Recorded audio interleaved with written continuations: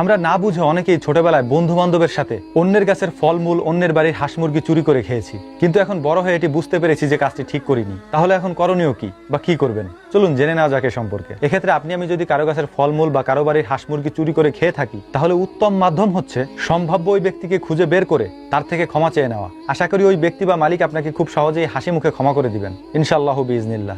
আর যদি ক্ষমা চাওয়া দুরূহ হয় বা আপনার জন্য ক্ষমা চাওয়া সম্ভব না হয়ে থাকে, তাহলে সম্ভাব্য যত টাকার ফলমূল বা যত টাকার হাঁস মুরগি বা যা কিছুই হোক না কেন, আপনি হিসাব করে তার একটি রাউন্ড ফিগার বের করবেন এবং সে পরিমাণ টাকা তাদের পক্ষ থেকে দান করে দিবেন, আপনার সওয়াবের নিয়তে নয়, তাদের সওয়াবের নিয়তে।